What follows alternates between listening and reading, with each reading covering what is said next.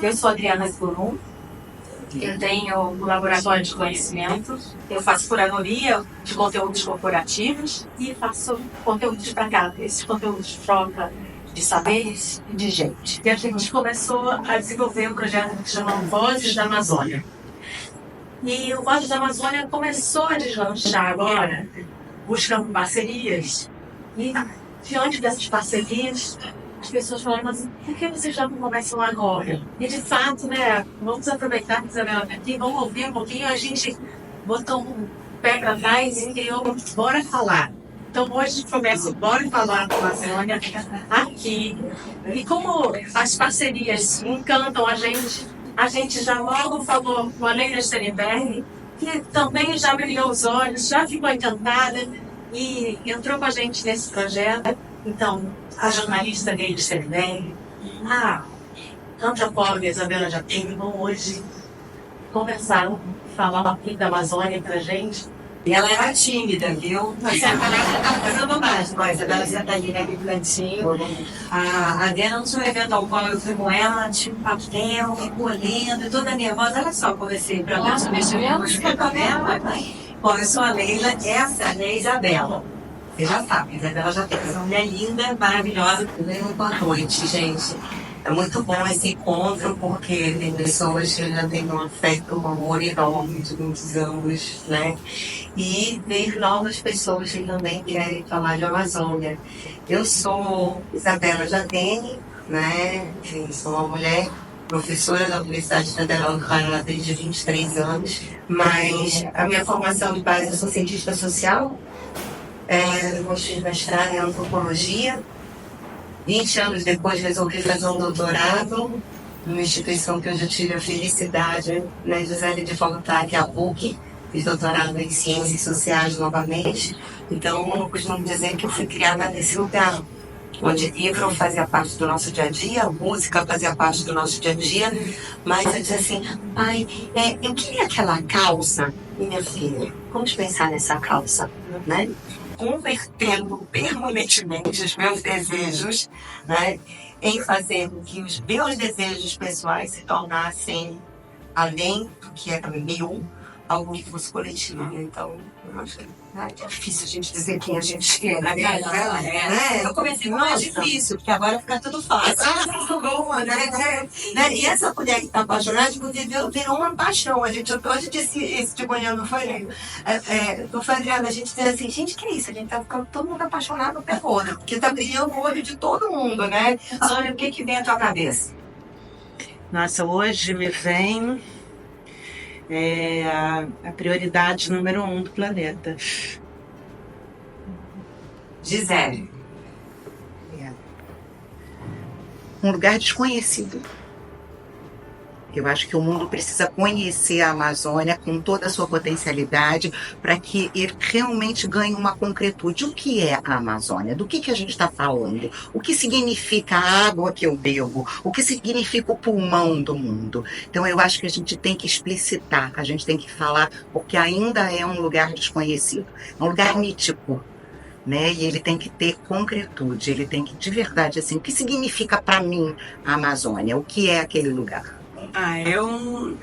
É um outro planeta, para quem não conhece. É forte, é cheio de encantarias, muitas encantarias, assim. Então, além de ser o novo mundo, toda a importância internacional que ela hoje em dia sempre teve, mas que hoje em dia repercute, a Amazônia é sempre descoberta, né? Realmente é um lugar que eu tenho curiosidade, um total desconhecido, misterioso, perigoso, sentido de explorar, de entrar dentro da floresta, ao mesmo tempo muito lindo, grandioso. Você pode ficar meio perdida lá, né? Então, realmente pelas fotos, você não sabe se é céu, se é rio, o que é. Misterioso e com certo, muito respeito ao local. A Isabela tem uma frase muito linda que é: todo mundo é Amazônia. Todo mundo é Amazônia, mesmo quem nunca foi lá. Todo mundo é Amazônia. É muito legal a gente ouvir exatamente isso. Eu não faço tanto porque eu sou legal e aí quero parecer descolado, sustentado. Não é isso. né? Eu faço parte porque eu estou sobrevivendo também dela. Porque o ar que eu respiro está em mim. Está fazendo parte da minha pele, está fazendo parte do meu processo. Isso está no nosso DNA. A Amazônia está no nosso DNA. Quando a gente olhando e pensando na Amazônia, pensando na época muito no Pará, todo mundo estava pensando no econômico. Né? Todo mundo aqui, como é? O econômico, o ecológico, os ecos. Aí a gente chegava, né? E cadê o sócio? Né? É importante a estrada? É. O tempo todo. O que aconteceu lá em Tucuruí repetiu em Tailândia com mais gravidade. Com muito mais gravidade. Eu sou uma apaixonada por Serra Pelada. Apaixonada. Não me perguntem por quê. Deve ser o que a Tata falou com as encantadas. Né? Claro que eu não tive a oportunidade de ver Serra Pelada da Brinca. Mas eu vivi muitas vezes Serra Pelada hoje. Né? Os garimpeiros, as mulheres que faziam parte de gachosos de complexão. Considerando que tem problema, muito problema na Amazônia, e eles passam com garimpo, isso sem falar a presença do crime mesmo, que são crimes em vários níveis, né? Que é a pesca ilegal, que teve a ver com a morte do Bruno Dom, é o SWAT, é o tráfico de pessoas Precisando aparecer mais do que podia, e as vozes que olhavam. E aí eu leio o documento da COP28. A gente está na conta, desencastela, vai para dentro, vamos viver junto. O ensino está na vamos direto com o de troca de conhecimento. E a pesquisa, vamos fazer ciência. Esse país já demonstrou quem ele é quando pauta é ciência. Né? Então, eu vejo que a gente tem um grande desafio. Não acredito que essa seja a agenda que vai ser. Acho que é importante o registro da pauta só governamental. E quando a gente entrega essa pauta para os governos, a gente realmente está dando de bandeja para o pauta que eles precisam. Eu acho que essa é uma reflexão extremamente importante, né? Quando a gente fala da Amazônia, tudo que a gente ouviu logo no início, que depois a gente já vai começar a ouvir mais licença e a gente tocar mais, a primeira ideia que a gente tem é, nossa, vazio demográfico. Né? E como a gente perpetua essa ideia, gente? Como a gente perpetua? Mais de 70, quase 80, 77, alguma coisa do centro, hoje nos últimos dados da ONU Habitat. E hoje existe um esforço para que essas pessoas se mantenham nos seus locais, nos seus municípios, né? Na sua região. Existe uma capacidade de regeneração, a gente entende a verdade. O reflorestamento não é a mesma coisa que os indígenas, ok? Os ribeirinhos. Quem são essas pessoas? Né? Nós, os migrantes que chegaram naquele lugar com todos os equívocos, que eu não gostaria de falar do meu lugar de antropóloga, né?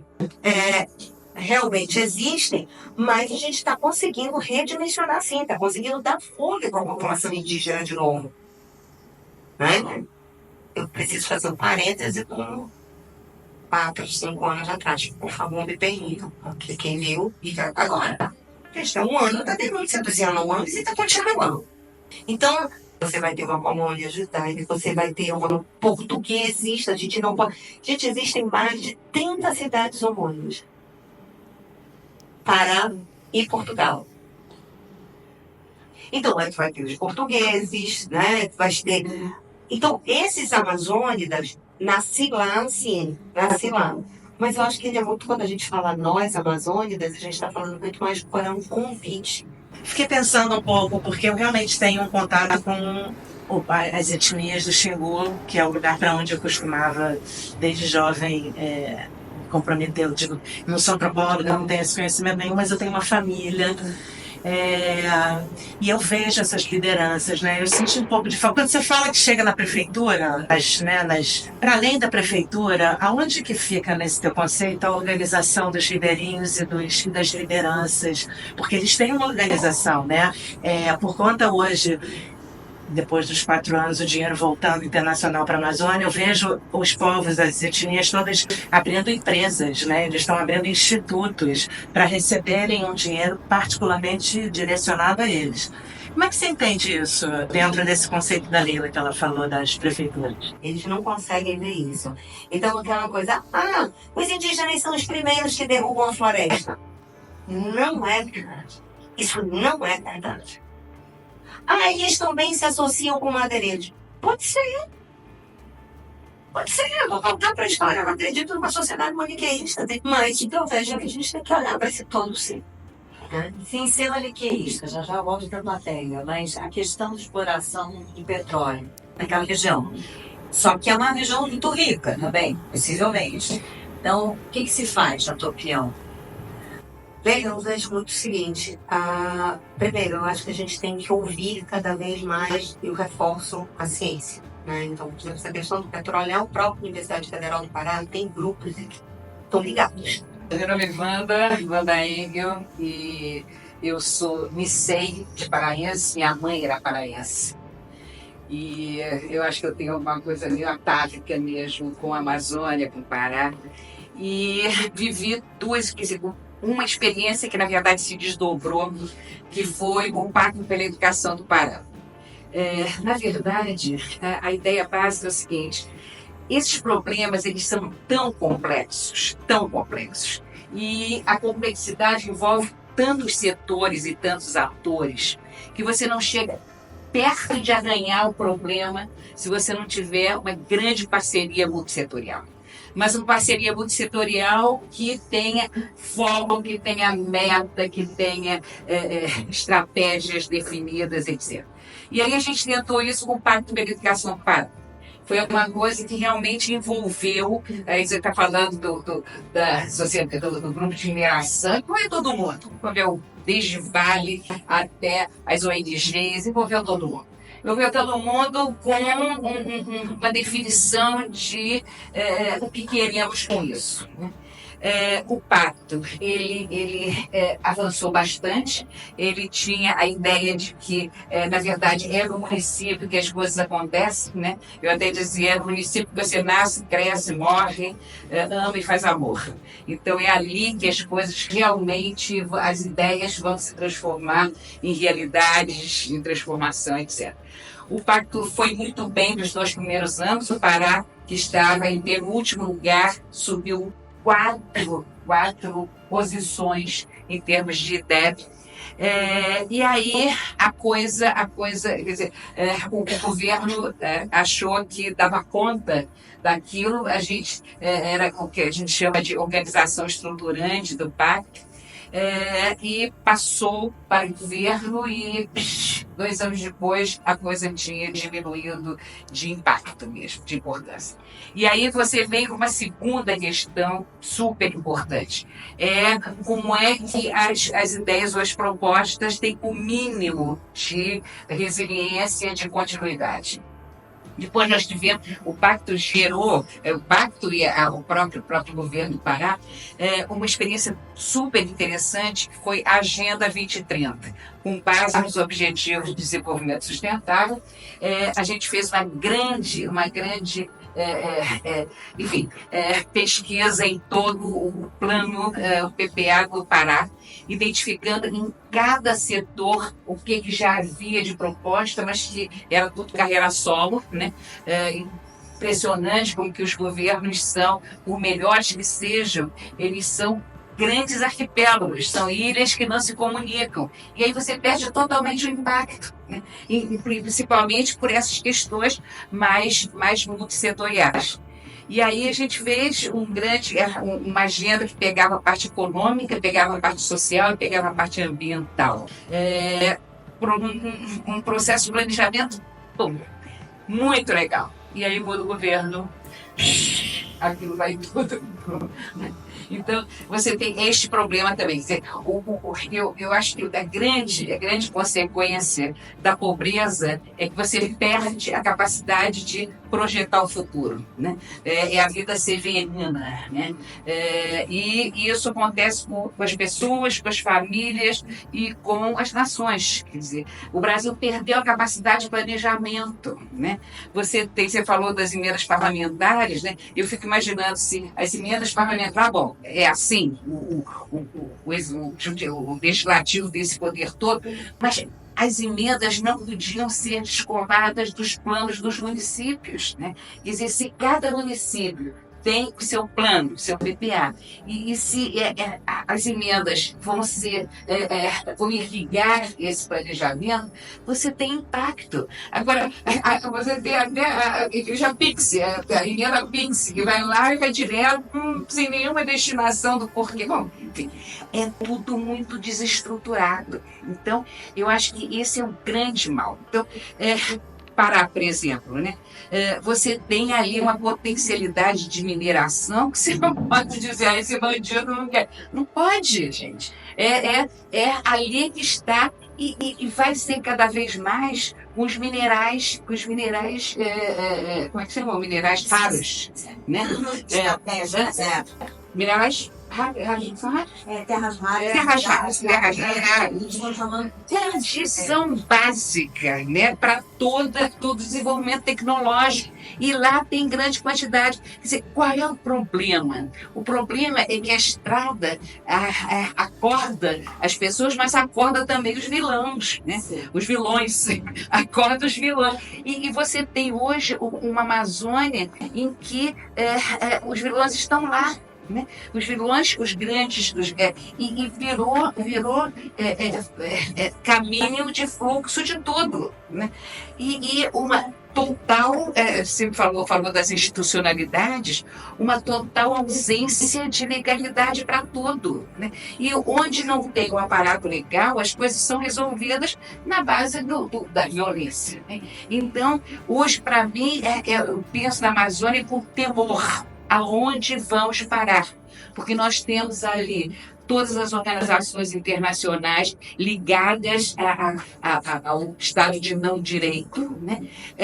Aquilo infiltrado no Poder Executivo, Legislativo, Judiciário, né? E vamos para onde? Né? Os municípios que deveriam ser, na Colômbia, foram os municípios que deram a grande virada, né? Grande virada.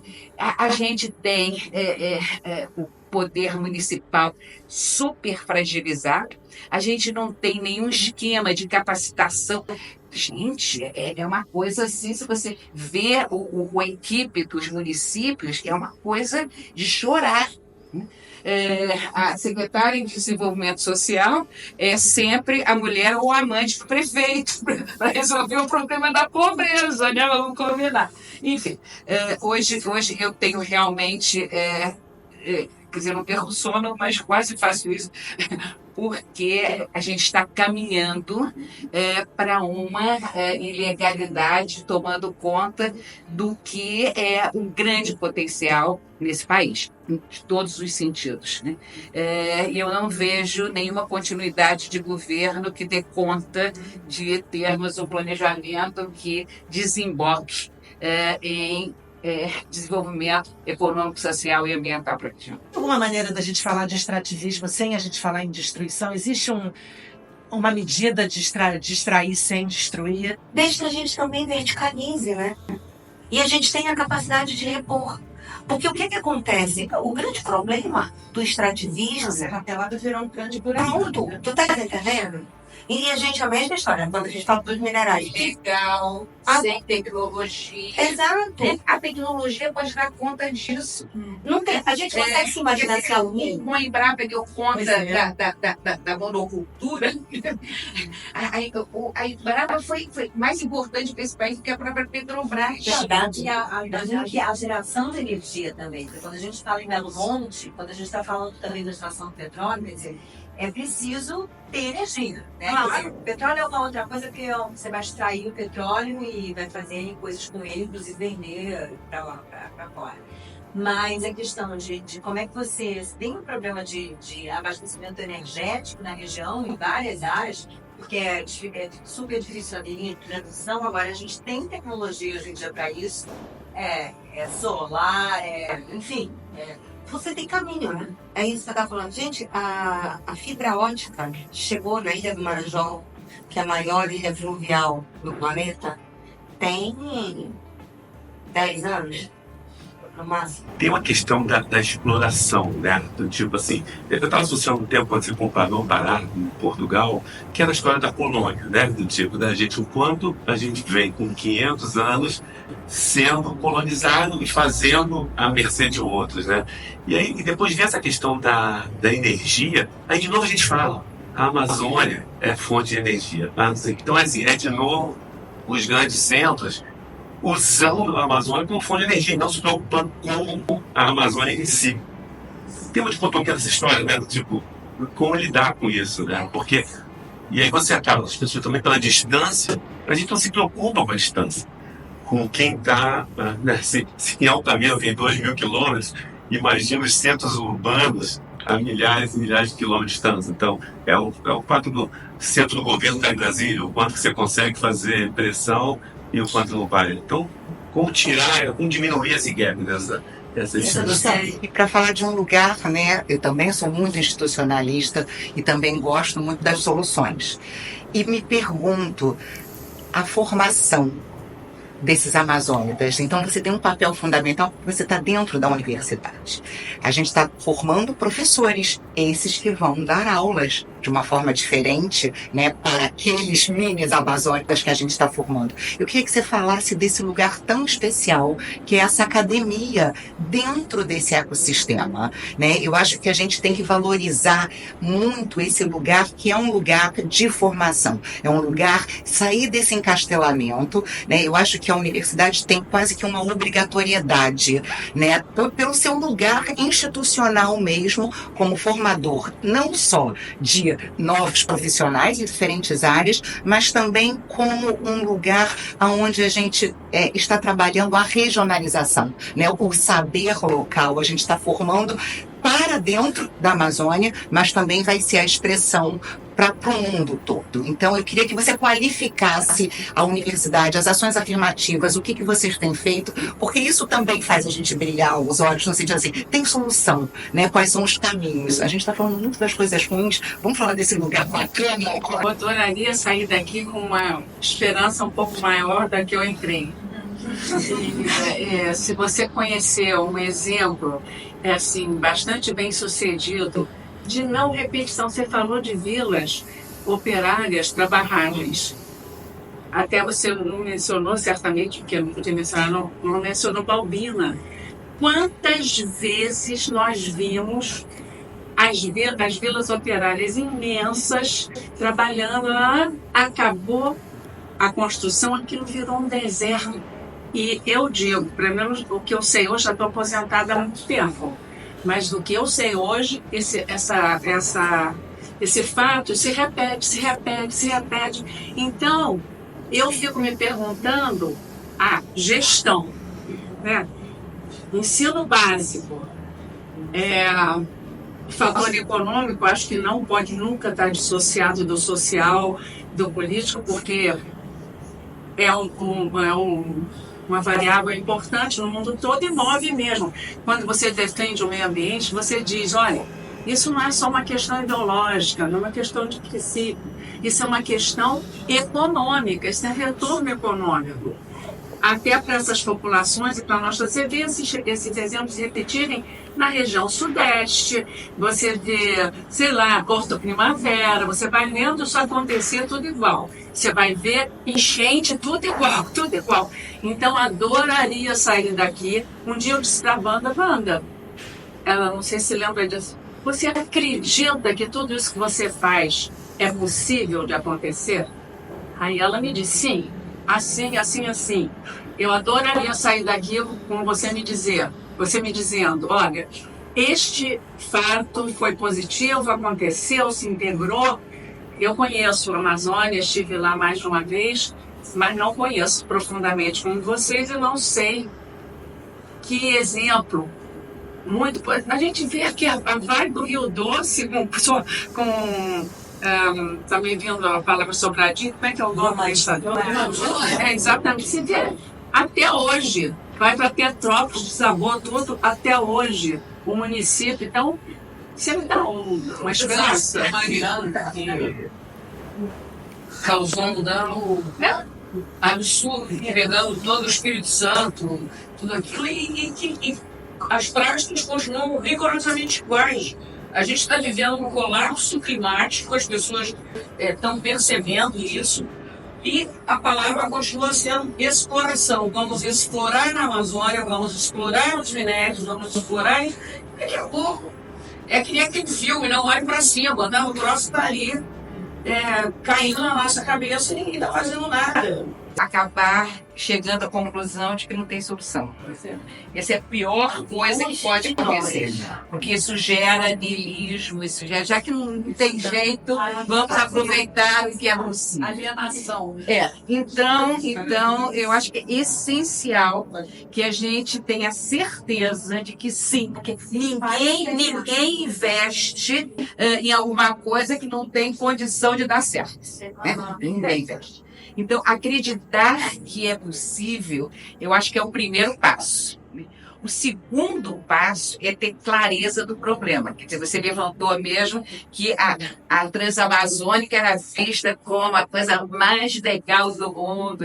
Hoje, a sociedade já tem consciência um pouco mais clara dos problemas e das suas consequências, dos seus e aí a imprensa tem a universidade podia ter mais, e a imprensa tem um papel grande nisto, né? E eu acho que é o ponto de partida. Quer dizer, o ponto de partida é a gente construir cada vez mais conhecimento sobre esses problemas e chegar, também não adianta só conhecer, diagnosticar, etc, pensar caminhos, pensar estratégias, tendo clareza de que essas estratégias serão sempre multissetoriais, todo mundo tem que entrar nessa com as suas possibilidades. Né? Não é à toa que o 17º Objetivo de Desenvolvimento Sustentável são as parcerias multissetoriais. Né?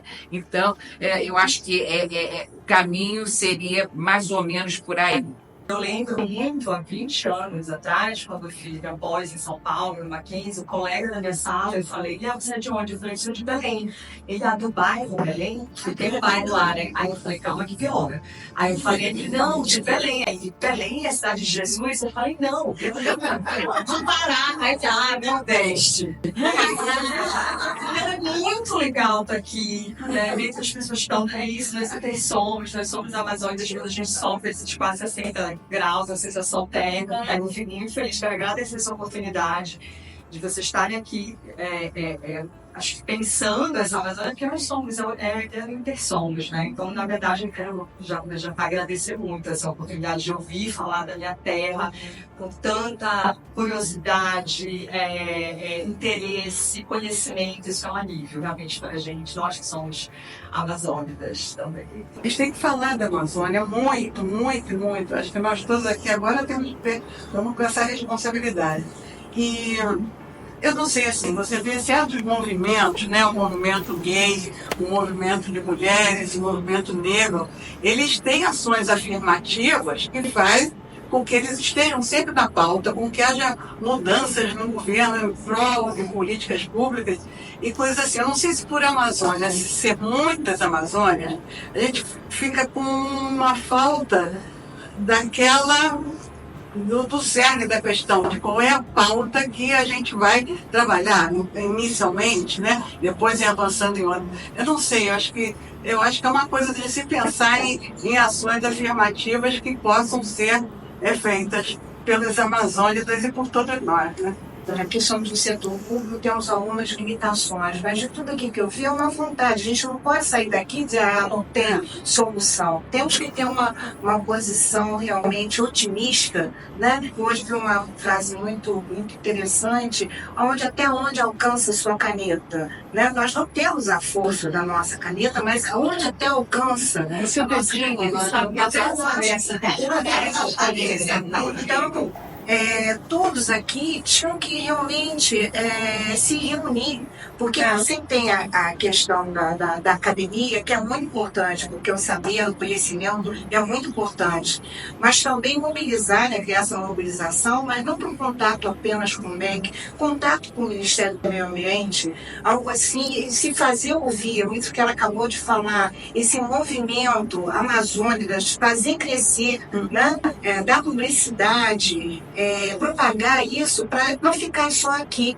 Realmente a gente ter voz, vocês principalmente, né, que representam aqui o Pará, que é uma terra belíssima, uma variedade de frutos, fiquei encantada quando fui lá.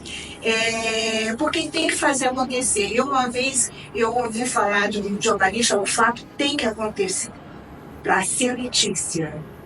A Lívia está aí, eu não sei se hoje você. Quando não há um fato, não há notícia. Então isso tem que se propagar e ver até onde nossa caneta alcança, né? Então acho que aqui é uma semente, mas tem que gerar frutos. Nós temos que plantar e semear esses frutos. Então foi muito boa a iniciativa, mas tem que continuar daqui. Porque o que está faltando? A gente está vendo o que está faltando nessa questão. Se tem recurso, está faltando governança, gestão, né? E no meio disso tudo, estratégia.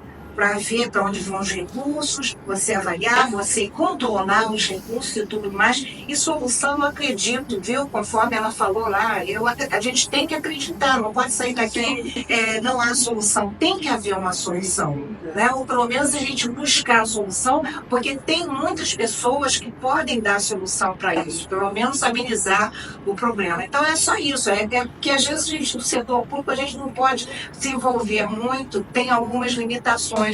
Mas é muito importante que vocês que estão tão piradas no problema saiam daqui pensando em fazer alguma coisa, algum movimento mais concreto e que vire notícia sim, né? Temos que juntar o mundo acadêmico com a questão da execução, a baixa teórica com a execução. E logo realmente a iniciativa. O mundo vai sair daqui diferente, todos nós, né? Essa é mais do que fazer parte da minha pauta, é muito legal isso que tu colocas, ou seja, isso faz parte, a gente discute tanto, a gente hoje está falando, então, cadê esse letramento amazônico? Vamos entrar nele também, né? Então, vamos pensar também sobre ele, vamos entender que a gente faz parte, e eu acredito muito, na minha própria formação me traz isso, em coisas que acontecem localmente.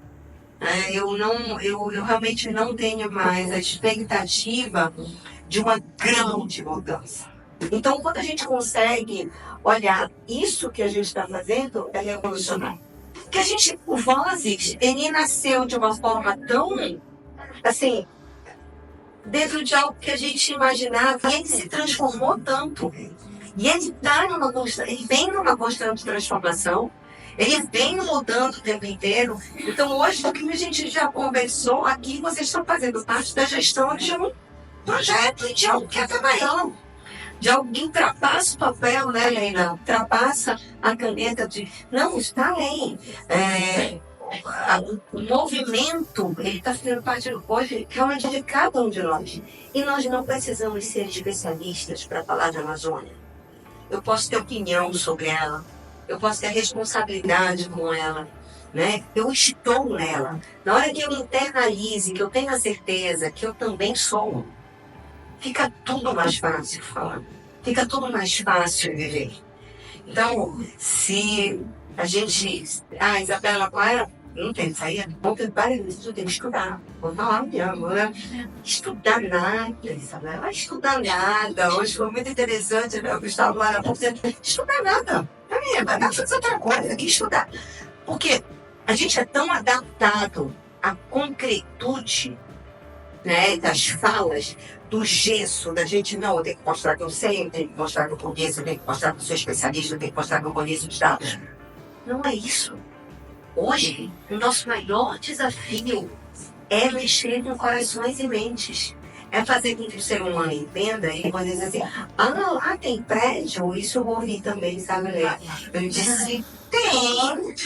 E assim, o Jacaré tá perto. Eu disse, vai pro shopping e fala no celular. E a gente está falando de coisas agora, né? Então, assim, a gente desmistificar né? Divulga, né? Conversa, vai além. E não perde a esperança, não. Eu sou de uma linha que eu não acredito na era do vazio. Eu não vou me pactuar com ela nunca, né? Então estou longe dela. Essa era do vazio não faz parte da minha mentalidade, dos meus escritos, não faz, né? Eu realmente acredito que nós, individualmente, somos potências gigantescas. Quando a gente se une, 1, 2 ou 3, nós nos tornamos um perigo, porque nós somos explosivos, no bom sentido de fazer a revolução, né? E eu sou bem humilde de dizer que eu quero mudar o mundo, sim.